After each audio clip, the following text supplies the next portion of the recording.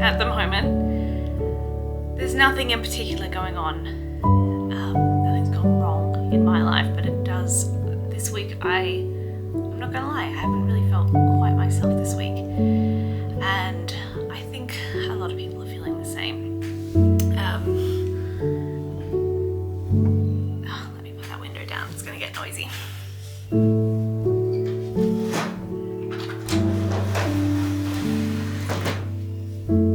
It's a beautiful day today, which means that all the little airplanes are flying over and all the children are out playing, which is all very nice and atmospheric, but we'll try and reduce some of that noise. So what was I saying? Yes, that things feel a bit heavy, and I think a lot of us are feeling that way. Just in a way that just feels like there's just weight. Tricky to make decisions running a business right now. It's difficult to price things. We're sending out quotes at the moment and hoping that we're getting, the right price for freight and other things. And it's not all going to come and, bite us in the butt. So it's just hard to pretend that it's business as usual at the moment, I guess. How else can you run your life or your business without just keep on keeping on? So I thought I will keep this week just a bit lighter, light and simple, and do a kind of things that I've loved in March. I know I talk a lot on this channel about how we're all drowning in recommendations, and I don't want to add to the noise, but I do love content like this, and my strategy over the last 3 or 4 months has just been to reduce how many people I'm getting these sorts of recommendations from. So if you are here, I am very grateful to you. I am glad to be one of your people. I thought I would I'll start off with just a couple of beauty things, which feels ridiculous. I am not by any means a beauty blogger, but I have been trying a few different things recently. I have been working especially on how my hair is sitting. I have a lot of very thick, very wavy hair, and sometimes I just let it do its thing, but I like it to be a bit more polished. And 10 years ago, it used to just look like this when I woke up, and that is not the reality anymore. And instead of fighting that, I'm just learning how to do my hair. So what I have been doing is blow drying it smooth with my Bondi Boost brush. And what I have realized is I really need it to be fully dry. What I used to do was blow dry it, but leave it to sort of 95% dry, thinking that extra 5% would just allow all of the sort of curl and volume to come back in. But what it was actually doing, I think, was just allowing it to get frizzy and out of control. Even just that, little bit of moisture. So now I fully dry my hair, and then what I've been doing is using these sort of flexi rods. Especially if I'm feeling a bit lazy, I will just do sort of the front section of my hair, which gives it this structure, which is quite similar to what it does naturally, but it just, I guess it reduces some of the frizz while doing so. So this seems to be working for me. So Bondi Boost to get it fully dry and smooth and remove a lot of texture. And then I use these flexi rods in my hair and I sleep in them overnight.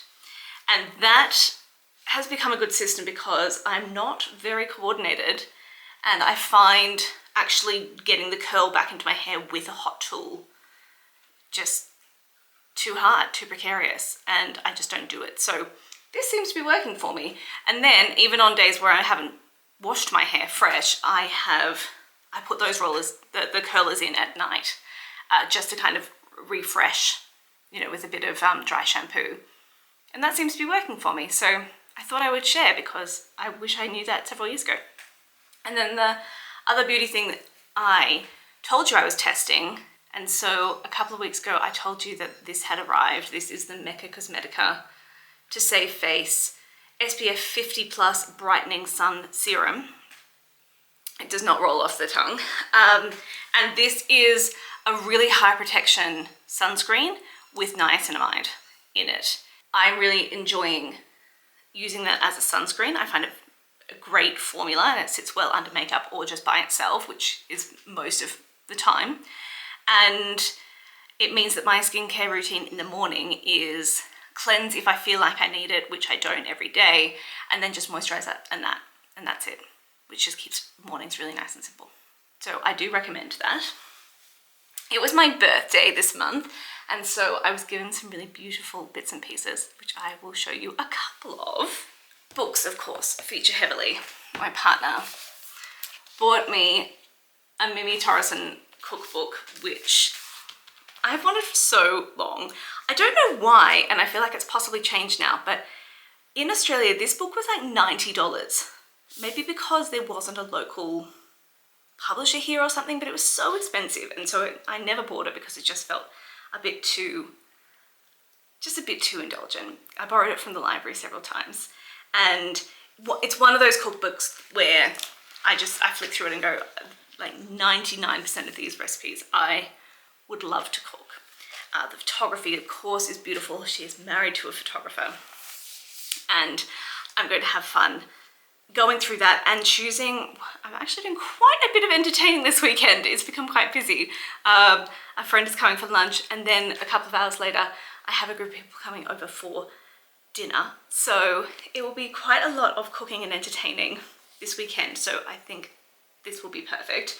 And then I don't think I would have ever picked this up for myself. This is Jimmy and Jane Barnes. It's their cookbook.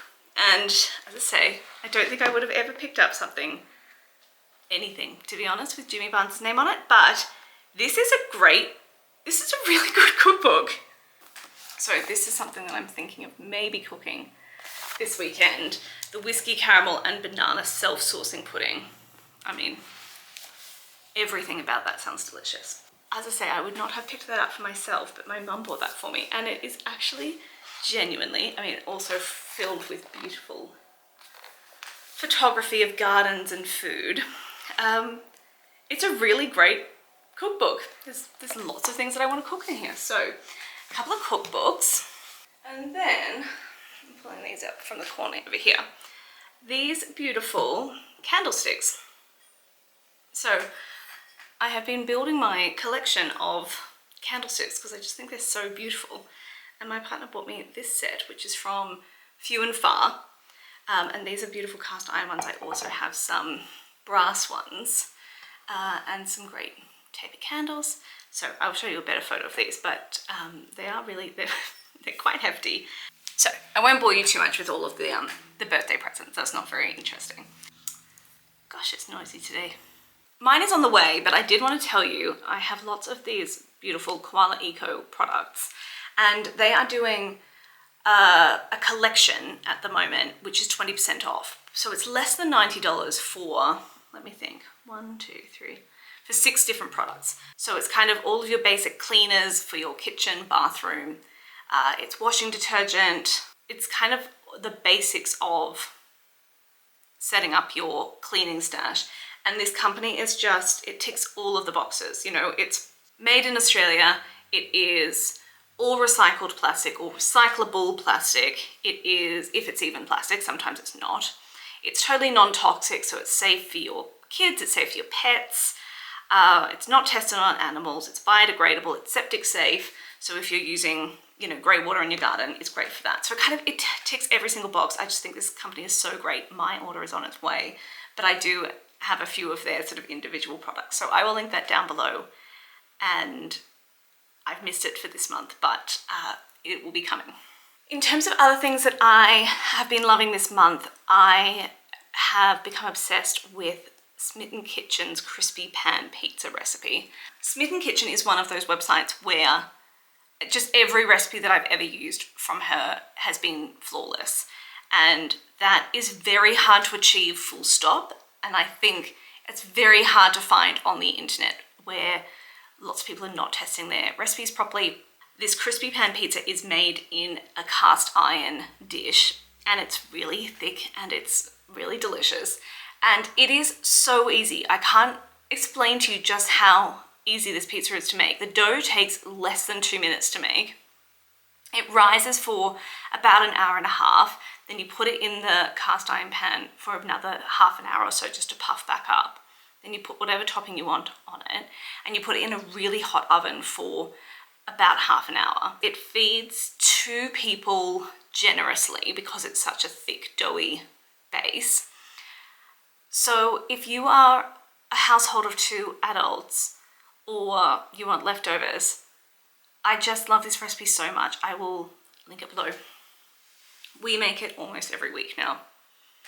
It's such a, you know, I can make the dough while I'm pottering around in the garden, come back to it an hour and a half later, finish it off. We make a big batch of pizza sauce so we can use it again and again. And then we just kind of put whatever we have in the fridge on it. And it's not healthy, I realize that, but it's so delicious and it's much better than, you know, takeaway pizza. So highly recommend that. Let's see if this works. The other thing that I recommend in the way of food is piment d'espelette, or I guess we would probably say piment d'espelette or something like that, which is a very, very, very mild spice. So I am a complete spice wuss, and my partner is even worse. Speak of the devil. He knows I'm telling the internet that he's a wuss. And this comes from the Basque region of France-Spain border. It's really hard to find. It's annoyingly hard to find, at least in Australia, but I found some at a cheese shop in Brisbane called Le Fromage Yard, so we're checking them out, although we did take their full supply. And I love this spice because it adds spice without adding heat. It's kind of almost like, it's more like a capsicum than it is a chili. But I think that's a good thing. That's personally perfect for me. There's lots you can do with it. It is really, really versatile. It goes with vegetables, you know, it's beautiful on carrots, roasted carrots, and then lots of meat and seafood. It'd be great with fish, great with prawns. It's great with chicken. It's great with beef. It's great in pasta. We could probably put it in our pasta sauce. That would be delicious. So anyway, I'm putting it out there because I don't think it's well known enough in Australia. And even though it can be a little bit tricky to find, if you find it, grab a jar because you won't regret it. So I haven't been doing a lot of reading in the last few weeks, which is unlike me, but I think I'm just feeling tired. I think a lot of people are feeling tired, and I have been reading about a chapter of Possession, you know, 3 or 4 nights a week, which is beautiful. I'm loving Possession, but it is not an easy flick through book. It takes some concentration, and I am really enjoying it, but I have not finished that, which surprises me, but that's okay. I did read and finish Wuthering Heights. I felt like that was worthy of a reread at the moment. I keep hearing and seeing, especially young-ish women, talk about it's a really challenging book to read. And I just don't understand why that would be the case. There is one character that is written in dialect, but I think that it's not indecipherable, unlike, you know, actual Northerners. I'm joking, my beloved Northerners. That's where my family's from. So if you are not reading Wuthering Heights because you think it might be too hard, I would encourage you to just give it a go. And then speaking of things that actually are challenging to read, John Ruskin. I've been reading a lot of John Ruskin this month, and he is challenging, not just in his extreme verbosity, but in his extremely strong opinions. So I'm reading particularly about his adoration for the Gothic architecture style, which he seriously politicized. And I think it is good to read people that you don't necessarily agree with. I think there's a lot of Ruskin that I do agree with, but he has extremely strong opinions that I'm sure he contradicts every few paragraphs. That is a more challenging read. I'm reading a sort of a selection of his different essays, of which there are many, many, many. I am glad to have knowledge of his writing. I've heard about him for years and years, and I've only ever read him sort of through quotes and secondary sources. So I have enjoyed going through his writing, but it is challenging. It is challenging. I think it's good to read challenging books sometimes. Not every book should be a very relaxed beach read style, I believe. In terms of what I have watched, I have watched a lot of things that weren't particularly good, so I'm not making any particular recommendations apart from Mr. In-Between, which I was surprised to have enjoyed, to be perfectly honest. So Mr. In-Between is an Aussie TV show which is streaming on Binge, and it is basically about hitmen, which I was surprised to find that I enjoyed, but the storytelling is kind of extraordinary, and it's very strange to hear Australian accents and see Australia portrayed on camera.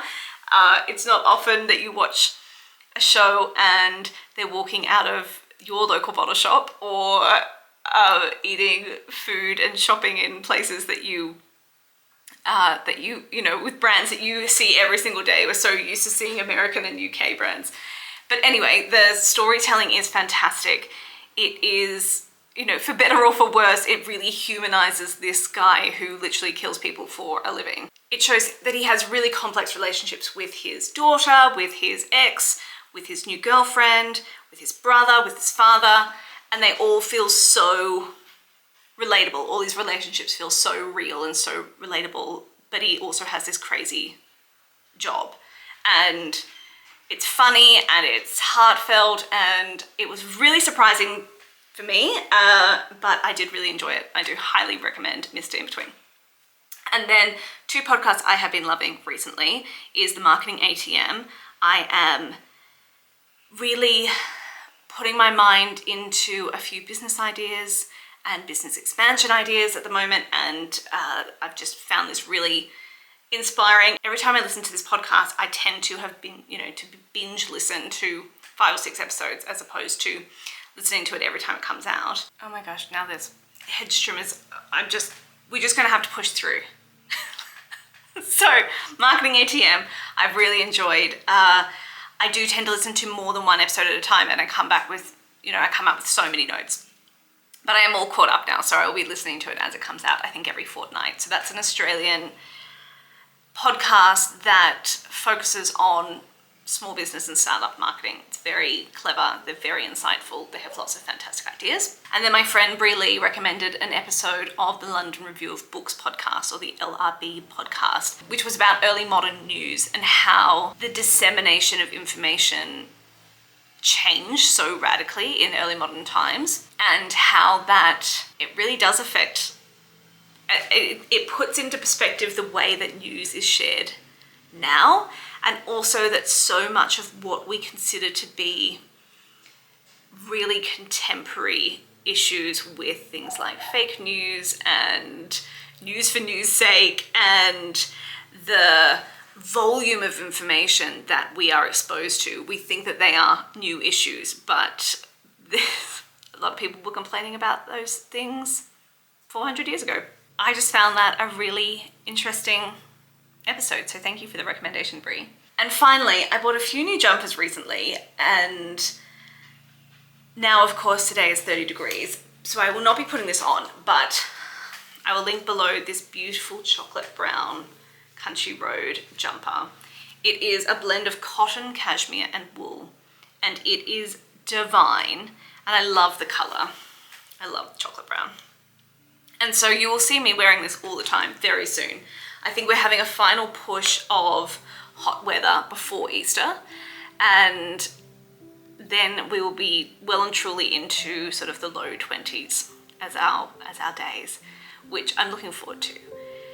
It will be interesting in this Queenslander home.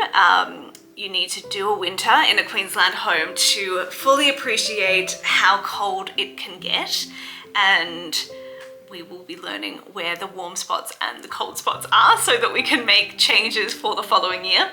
But there's lots of things to look forward to. There's lots of good things out there at the moment. I hope some of these suggestions are things that you can incorporate into your life. And I think we just have to keep on keeping on at the moment. I am trying to stay motivated and I guess empowered to continue working on projects, make decisions, and just know that I am fully capable of changing things if I need to. And my goodness me, what a noisy morning in Toowoomba. I'm going to sign off there to prevent you from having to deal with any more background noise. They are my recommendations for March, and I will see you next week where we will be talking next week about the standards that we tolerate being the standards that we live, which is an idea from Tonya Lee, where she talks about putting a red velvet rope around certain parts of your life and establishing boundaries and standards that help us more easily live the lives that we want. So it will not be a clicky, recommendy kind of video next week, but I will see you here, or I will see you on Substack. Thanks for your patience with all of the background noise today.